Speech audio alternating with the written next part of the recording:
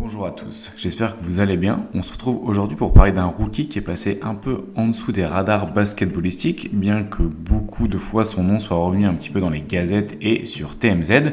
On va parler de Kyle Filipowski, ancien de Duke, qui a été drafté du coup cette année en 32e position, donc au second tour, par le Utah Jazz.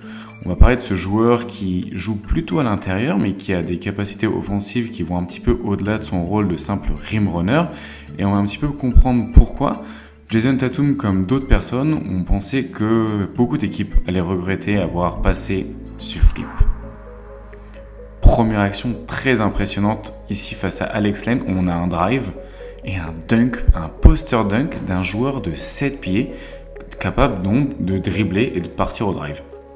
Et on va regarder ensemble qu'en réalité, cette capacité de drive et de dribble, où ici il split la défense pour justement passer entre deux défenseurs avec le ballon dans les mains, comme ferait un arrière par exemple. Et c'est ça qui est vraiment la première chose qui m'a vraiment sauté aux yeux quand ce joueur a pris le ballon un petit peu dans les mains. Cette capacité à aller sur drive, où ici il fait un jab step. Là, quand il va recevoir le ballon, il est toujours en disposition pour prendre son défenseur de vitesse. Ici, Daniel Gafford arrive un peu trop tard et il arrive à bien décélérer. C'est là où son profil de driver va être intéressant. Regardez à la réception de la passe, on a Gafford qui est plutôt concentré sur le fait de contester un tir, même si on verra tout à l'heure que c'est pas forcément la plus grande force de Kyle, même s'il fait partie des intérieurs qu'on va espérer qu'il développe son shoot. Et du coup, il arrive à prendre Gafford de vitesse avec un petit pas en avant, il pose direct le dribble et Gafford est lui en direction avancée, donc il va être totalement pris de vitesse. Et une fois arrivé ici, vous allez voir qu'ici il arrête du coup son dribble, il y a le gather step, il arrive bien à décélérer et monter au cercle après que Gafford ait sauté. Donc c'est un joueur qui vraiment va prendre les intérieurs adverses de vitesse et qui va être donc difficile à défendre parce que il va être sur des joueurs qui font sa taille mais qui sont moins mobiles que lui. Et là on le voit même prendre Patrick Williams de vitesse pour finir sur Vucevic. Profil du coup plutôt intéressant qui est capable aussi de poser les écrans et jouer un petit peu en périphérie parce qu'il y a un peu de shoot et il y a, comme on voit ici sur cette fin de handoff, une capacité de poser le ballon et aller finir au cercle ou dans la zone du short mi-distance. On l'a vu beaucoup face à Zubac où Zubac a ignoré son tir et du coup Kyle a profité du fait que Zubac ignore son tir pour faire parler son dribble.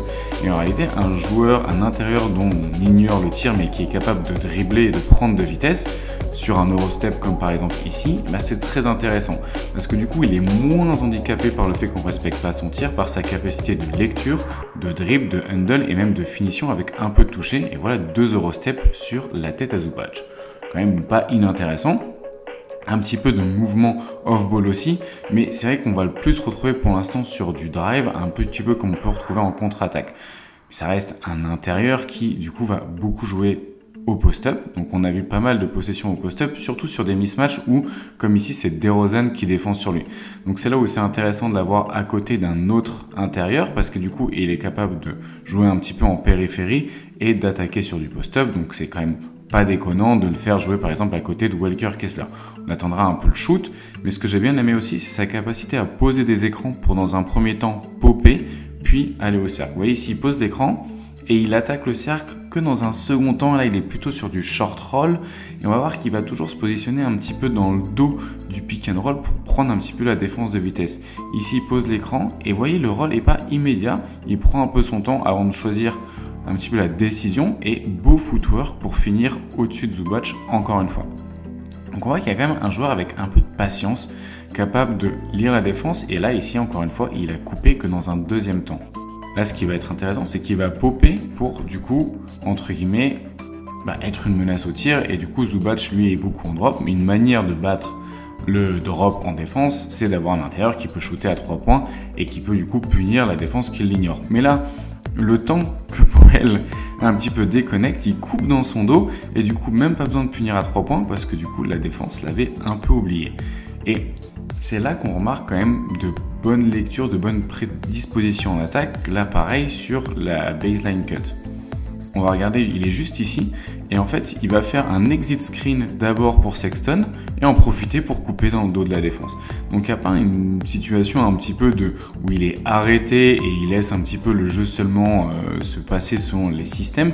Il est capable un peu d'anticiper sur des lectures. On a vu là une coupe à 45 Donc, du coup, c'est ça, je pense, qui va être intéressant. Petit problème, son shoot. Alors, il est meilleur dans les corners qu'il l'est un petit peu dans la zone above the break, mais il est respecté pour l'instant ni dans l'une ni dans l'autre. Donc on va voir qu'il va quand même pas mal de fois chercher, en tout cas prendre ses tirs dans les corners et pas en tout cas se laisser dérouter par le fait de ne pas être respecté par les défenses, mais c'est pas non plus un joueur sur lequel on va beaucoup respecter. Là on le voit, il le prend dessus de Wembanyama, pourquoi pas? Je pense qu'il y a un gros aspect mental au tir et pourquoi pas justement le laisser en profiter de cet aspect mental pour voir un petit peu comment ça peut se développer lui et comment la respectabilité des défenses va pouvoir s'ajuster à ça, on verra bien. Autre chose que j'ai beaucoup aimé, capacité à courir en transition et à porter la balle et à faire la passe. Attendez, on se la remet juste pour être au courant qu'on est bien sur la même longueur d'onde. On a 2 joueurs de 7 pieds, donc de plus de 2m10, qui viennent de gérer une contre-attaque en finissant sur un alley-oop. La NBA est toujours plus moderne et pas seulement par le 3 points, elle est moderne par ses joueurs et par son aspect tactique. Mais bon, c'est un sujet pour une autre fois. Repassons sur les contre-attaques. Donc en contre-attaque, on voit qu'il peut vraiment un petit peu ralentir le jeu, poser la balle, dribbler, trouver un autre joueur sur la contre-attaque. Et c'est vrai qu'on n'a pas encore parlé de son jeu de passe, mais vous voyez ici, il drive and kick. Il drive and kick en contre-attaque. C'est un joueur de 7 pieds qui a été drafté au 2e tour.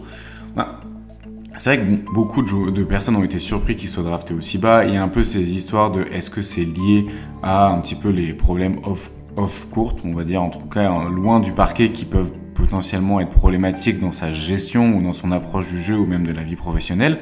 Mais regardez ici sur cette action, il va faire la lecture parfaite, ça reste un système, mais il est dans les temps, il trouve le bon joueur au bon moment. Ici pareil, sur du high post action, il attend que Collins soit bien en dessous du cercle pour le servir et pour un N1. Donc depuis tout à l'heure, on a un joueur qui est plutôt bon à la passe pour un intérieur, un joueur qui peut driver, un joueur qui peut aussi un peu punir sur post-up et capable de poser la balle pour un intérieur. Donc on a vraiment un intérieur complet. Défensivement, c'est vrai que c'est plus compliqué. Là, vous voyez, bon, il défend au post-up sur un joueur qui n'est pas forcément une pointure dans le milieu à ce niveau-là. On va le retrouver comme ici un peu sur du drop où il va contester du coup le 3 points après l'écran. Mais bon, ça reste difficile en même temps de contester un 3 points sur du drop. On l'a retrouvé un peu sur du switch face à Luka Doncic.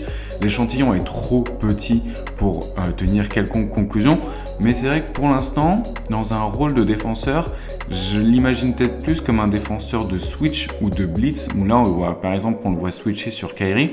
Je pense qu'en drop, la protection de cercle n'a pas l'air incroyable. La défense au post-up n'a pas l'air incroyable non plus, mais par contre, on retrouve un joueur qui, même là, s'il s'est fait battre sur la couverture, est quand même intéressant dans ce profil-là. Il va savoir quand même faire des bonnes lectures aussi off-ball, un petit peu sentir quand c'est qu'il doit venir aider, quand c'est qu'il doit se positionner bien sur les écrans. Là, on retrouve du coup cette contre-attaque où c'est lui qui avait piqué le ballon à Luka Doncic sur un switch. Donc, des matchs quand même plutôt intéressants. On l'a vu assez bien tenir sur switch. Je pense que la mobilité qu'on retrouve en attaque chez lui et les bonnes lectures qu'on retrouve en attaque chez lui, foncièrement, on les retrouve un peu en défense aussi.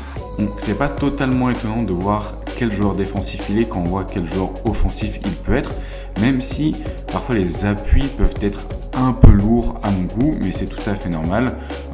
C'est pas vraiment de sa faute, entre guillemets, ça reste un joueur de 7 pieds, donc il faut prendre aussi les joueurs comme ils viennent avec leur corps. Mais on peut se poser la question, est-ce qu'il serait capable de jouer comme seul intérieur? Quand on le voit incapable de tenir par exemple face à Zubac, c'est vrai que se pose un peu la question de qu'est-ce qu'on pourrait faire d'un joueur pareil qui, entre guillemets, ne pourrait pas tenir les plus gros intérieurs de la ligue. Il va donc falloir des joueurs capables à côté de lui d'apporter de la protection de cercle. On peut un peu penser par exemple à un profil comme Karl Anthony Towns qui a pivot d'abord, mais comme un qui ne pouvait pas du coup vraiment profiter totalement de cette situation. Donc à voir un petit peu au niveau des statistiques, on va aller voir un petit peu son profil sur Cleaning the Glass. Donc vous pouvez voir qu'on a un profil vraiment très efficace avec un petit peu de passing pour son profil. Donc voilà, ça reste des petits volumes, des petits échantillons, pas grand chose à se mettre sur la dent. Si on regarde par contre au niveau de la précision à 3 points, vous voyez qu'on est sur 36%. Par contre très efficace au cercle pour l'instant. Ce qui va plus se poser question en réalité, c'est son niveau au lancer franc. Il n'en a pas pris beaucoup pour l'instant, mais il provoque quand même pas mal de fautes. Son indicateur de lancer franc ne laisse pas espérer grand chose non plus pour du 3 points. Et dernière chose un peu statistique qu'on peut regarder, c'est son block percentage qui est quand même très bas pour un intérieur, mais on voit que les bonnes lectures sont là avec un steal percentage un petit peu élevé. Encore une fois, toutes ces statistiques sont pas à prendre au pied de la lettre et même sont pas à écouter du tout parce qu'il a joué que 212 minutes. Donc voilà. L'important, c'est un peu plus de regarder le joueur sur le terrain que les statistiques, mais joueur intéressant, joueur intriguant, à voir un petit peu comment il va se développer au Jazz, mais voilà, encore une bonne occasion de regarder le Jazz.